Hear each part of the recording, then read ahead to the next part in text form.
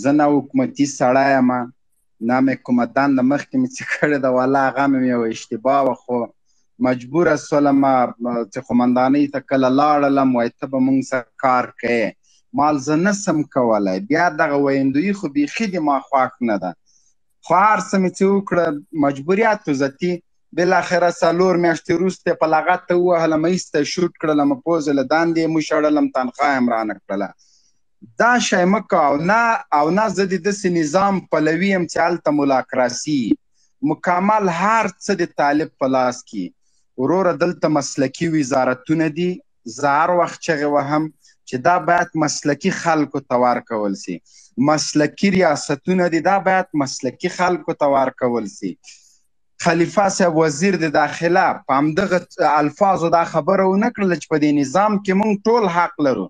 اوس د مخابراتو وزارت دا یو مسلکي وزارت ده، دا باید موږ ته یو څه وښیي. اوس په 2 کالو کې ګوره د تیر نظام نرخونه او د اوس هېڅ فرق نه سره لري، خو هغه وخت کې که نرخونه زیاتو خو طالب ته اجازه ورکوله، د امنیتي ستونزو له وجې د دوی مصارف زیات و، په هر ټاور باندې به د چا خبره یوه پوسته وه. اوس خو هغه شیان نسته، باید دغه نرخونه یا کم سي یا خلکو ته قناعت ورکول سي. فواید عامې ده، سرکونه باید جوړ کړي. وروره پرون همدا خبره ونه کړه ضیاء الرحمن صاحب چې باید جوړ سي، باید په نړیوال سټنډرډ جوړ سي، قراردادونه داسې وسي چې هغه اوږدمهاله وي. نو داسې خو نه ده وروره میاخیل صاحب چې ته تاو سې راتاو سې، دلته یو مبین دې لیدلی ډرز د پچو بوجې په دې سر ورخطا کې، دلته ضیاء الرحمن صاحب هم ده، عبدالله هم ده، دا ټول دي.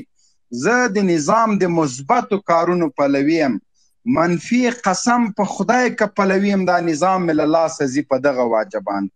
د خلکو واټن له نظام سره زیاتیږي، ورځ تر بلې بیا زیاتیږي.